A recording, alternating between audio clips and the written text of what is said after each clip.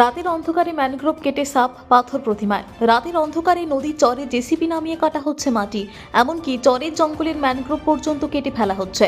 জানা গিয়েছে পাথর প্রতিমার দক্ষিণ শিবগঞ্জ এলাকায় ফরেস্ট অফিসের ফেরিঘাটের কাছে কার্জন ক্রিক নদীর তীরে বড় জঙ্গল রয়েছে। রাতে অন্ধকারে ওই জঙ্গলে একটি জেসিপি নামানো হয়।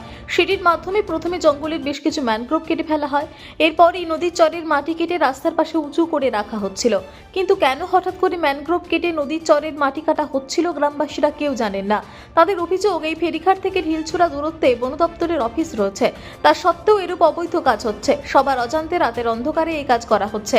এ বিষয়ে স্থানীয় এক বাসিন্দা দীপক কুমার দাস বলেন, রাতে কখন এরূপ কাজ করা হয়েছে কেউ জানি না। সকালবেলা ফেরিঘাটের কাছে এসে দেখছি অনেকগুলি ম্যানগ্রোভ কেটে ফেলা হয়েছে, এমনকি নদীর চরের মাটি কাটা হয়েছে, সেখানে বড় গর্তের সৃষ্টি হচ্ছে। পাথর প্রতিমার বিধায়ক সমীর কুমার জানা বলেন, ম্যানগ্রোভ আছে বলে সুন্দরবনের অস্তিত্ব রয়েছে, এগুলি কেটে ফেলার বিষয়টি আমরা কেউ সমর্থন করি না। গতকাল রাত্রে নাকি এখান থেকে এই জায়গাটায় কাজ হচ্ছিল। তা সকালে চায়ের দোকানে আসতে কানাকানি সবাই শুনলাম, শোনার পরে যখন এখানে এসে দেখলাম যে কাজ হচ্ছিল, এবং রাত্রে নাকি এখানে একজনকে না দুজনকে তুলে নিয়ে গেছিলো থানা এবং তাদেরকে ছেড়েও দিয়েছে, এগুলো শোনা কথা। এটা কি কাজ হচ্ছিল? এটা কি কাজ হচ্ছে অ্যাকচুয়ালি জানি না। আমার বাড়িও যদি তো লাগানো হয়েছিল। হ্যাঁ, জিসিবি লাগানো হয়েছিল এখানে। আচ্ছা। এবারে কি কাজ হচ্ছে না হচ্ছে জানি না। তবে কি ছিল এখানে? এখানে জঙ্গল তো, এটা তো হচ্ছে বানি জঙ্গল। আচ্ছা। হ্যাঁ, জোয়ার ভাটা খেলে এই জঙ্গলের মধ্যে কি কাজ হচ্ছিল জানি না। তবে এখানকার যারা গাড়ি চালায় সকালে জিজ্ঞাসা করছিলাম, ওরা বলছিল যে এখানে নাকি একটা গাড়ি ঘোরানোর জন্য স্ট্যান্ড হবে বা পার্কিং হবে। কিন্তু আমরা এখানে কতগুলো গাছ ছিল? গাছ তো অনেক গাছ কাটা হয়েছে, ওইদিক এদিক করে অনেক গাছ কাটা হয়েছে। এগুলো কি ফরেস্টের? এগুলো ফরেস্টার দেখাশোনা করে।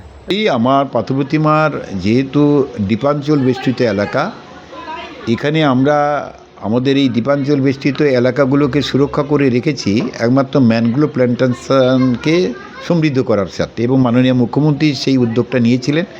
যার ফলে আমরা অন্যান্য ব্লকের তুলনায় যে কোনো প্রাকৃতিক দুর্যোগে আমরা কিন্তু ক্ষতি হয়, কিন্তু ক্ষতির মাত্রাটা কিন্তু কম হয়। তার একটি মাত্র কারণ ম্যানগ্রোভ প্ল্যান্টেশনটাকে বাঁচিয়ে রাখা। এবারে কোথাও যদি আমাদের কাছে কোনো অভিযোগ আসে, আমরা সেটা সিরিয়াসলি দেখি এবং সেই জায়গায় তাদের বিরুদ্ধে যেটুকু যা ব্যবস্থা গ্রহণের কথা সেটা আমরা করিনি। আপনারা যেটা বলছেন শিবগঞ্জের ব্যাপারে, আমি ওখানে লোকাল যারা আমাদের গ্রাম পঞ্চায়েতের দায়িত্বে আছে তাদের সঙ্গে জিজ্ঞাসা করেছিলাম যে ওরা আমার পাড়ার আমাদের সমাধানের মধ্য দিয়ে এই যে ঘাটটা আছে, যেটা ছোটো রাক্ষসকালী যাওয়ার জন্য যে ঘাট, এই ঘাটে যাওয়ার জন্য ওই ভ্যান স্ট্যান্ডে একটা জায়গা দরকার বলে ওই জায়গাটাকে গাছ না কেটে ওইখানে একটা প্রশস্ত জায়গায় মাটি ভরাট করে করবার জন্য চেষ্টা করেছে। কিন্তু তারপরে যেটুকু দেখলাম যে এক দুটো গাছের আপাতত দেখতে পাচ্ছি যে সেটাকে ম্যানগ্রোভ কাটা হয়েছে। এই অভিযোগের ভিত্তিতে পুলিশ প্রশাসন সঙ্গে সঙ্গে ওদেরকে অ্যারেস্ট করেছে, নিয়ে এসছে।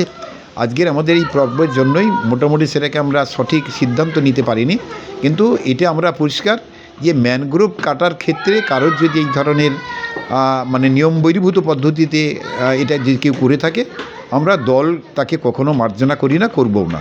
এবং নিঃসন্দেহে এই ব্যাপারটা নিয়ে আমরা সজাগ, কারণ এটার ফলে গোটা পাথর প্রতিমাটাকে আমরা ম্যানগ্রোভটাকে সুন্দর জায়গাতে নিয়ে রাখতে পেরেছি।